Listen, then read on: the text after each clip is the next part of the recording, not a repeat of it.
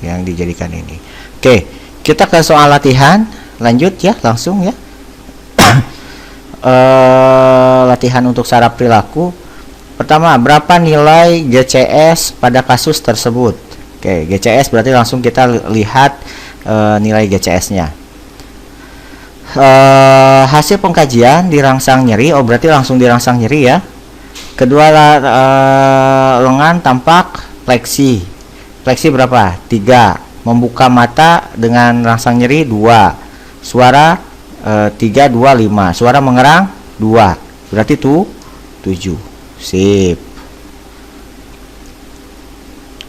Berapa nilai kekuatan otot? Kekuatan otot itu sebenarnya ada nanti di muskuloskeletal, nanti kita bahas.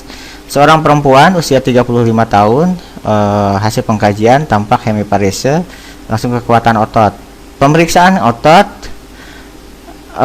pasiennya tidak mampu mengangkat lengan, tapi masih bisa menggerakkan.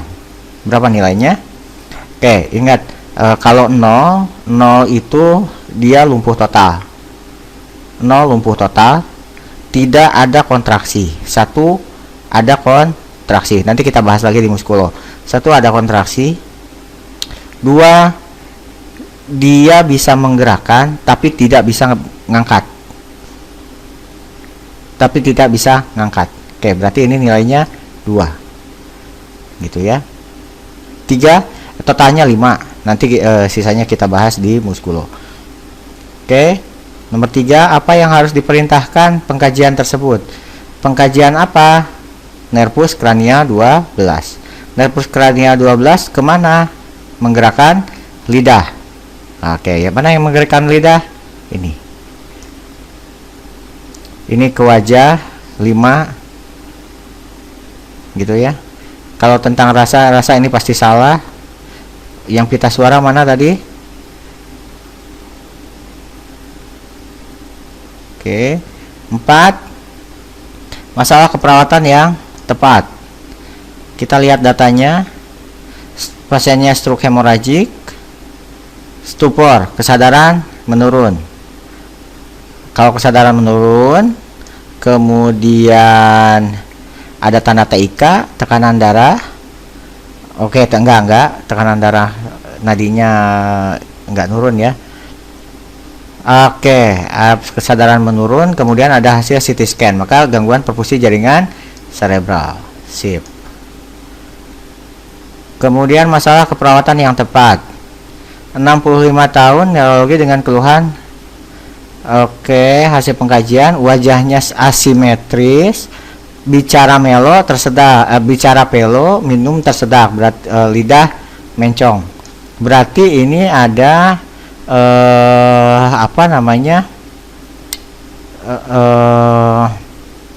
ini CT scan menunjukkan infak lobus parietal. Ada ketidakefektifan perfusi jaringan cerebral, tapi bukan resiko. Ini sudah jelas aktual ya, jangan diangkat ini. Tapi ada diberi minum tersedak, ini resiko aspirasi. Ingat, kalau stroke mah kadang-kadang muncul yang resiko aspirasi. Kata kuncinya ini, kalau diberi minum tersedak atau hipersalivasi ya. Pokoknya ada gangguan di 5, 7, 9, 10, 12, itu resiko aspirasi. 6. Intervensi keperawatan yang tepat. Harus tahu masalahnya dulu. Laki-laki 60 tahun, meningitis, penurunan kesadaran. Oke. Nah, ada kunci lain. Kulit di sekitar area penonjolan tampak kemerahan dan ada bula. Tampak kemerahan. Kemana? Decubitus. Maka intervensinya Miki atau mobilisasi tiap 2 jam. Sip. Apa tindakan keperawatan yang tepat dilakukan pada kasus tersebut? Apa tindakan? Yang ditanya adalah tindakan. Di ruang neurologi pasca stroke hari kedua, tiba-tiba kejang. Kalau kejang miringkan. Sip. Kejang, miringkan. Mana yang perlu diperhatikan perawat tentang tanda TIK? TIK itu tadi nyeri kepala hebat, muntah proyektil, papil edem, adanya hipertensi tapi dia bradikardi. Bradikardi, penurunan nadi, dan tekanan darah meningkat. Sip. B ya. 9. Aktivitas yang menunjukkan pemahaman klien terhadap upaya pencegahan tekanan intrakranial. Untuk mencegah tekanan intrakranial adalah cegah kepala lebih rendah dari jantung. Kedua adalah dilarang melakukan vasopamanuver atau mengedan. Mana tindakan yang mengedan? Mengeluarkan ingus melalui hidung mengedan kan? Maka salah. Latihan isometrik tetap ada mengedan, batuk sekuat tenaga ada mengedan, vasopamanuver mengedan. Oke. Jadi untuk mencegah mana? Hembus napas saat mengubah posisi biar tidak terjadi peningkatan TIK. Oke. Cara mengetahui cairan cerebrospinal. Cairan soal selanjutnya 10. Cairan cerebrospinal itu biasanya dia itu tidak menyatu dengan cairan lain. Kemudian tes glukosanya dengan tes kandungan glukosa positif. Oke. 11. Observasi mana yang menunjukkan shock spinal menetap? Kalau shock spinal kelumpuhan pasti. Kemudian 12.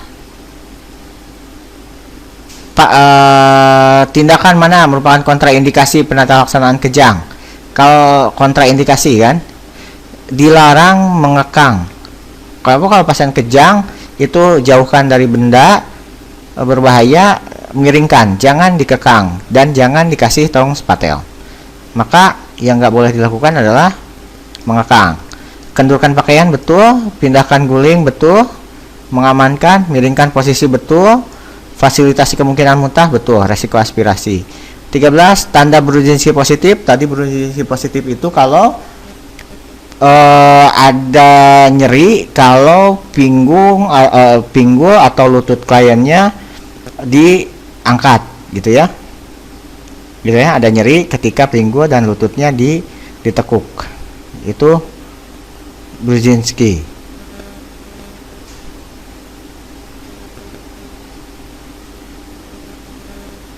Itu Kerning ya. Kalau Brudzinski itu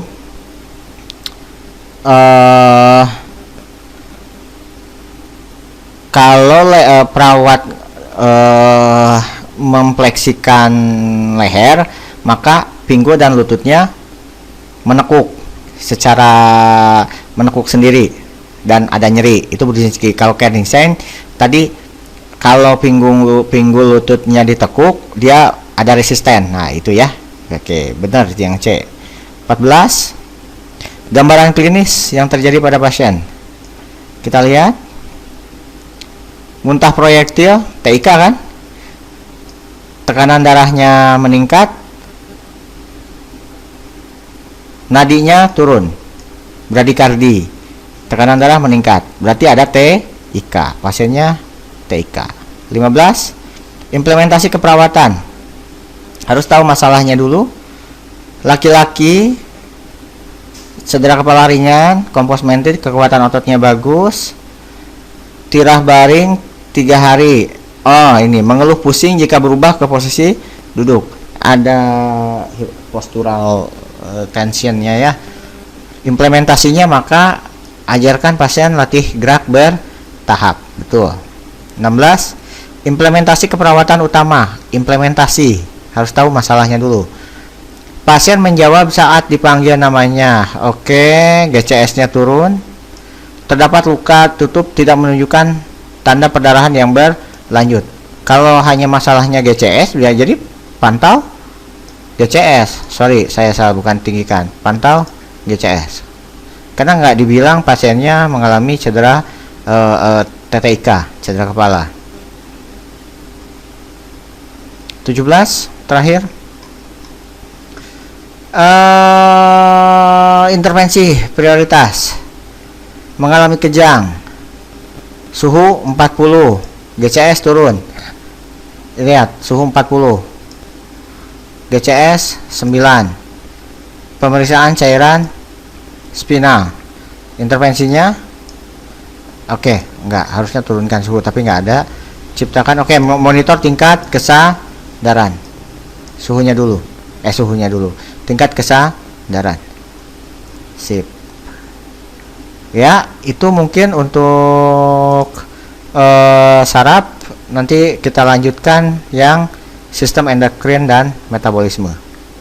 Oke, cukup sekian dari saya. Assalamualaikum warahmatullahi wabarakatuh.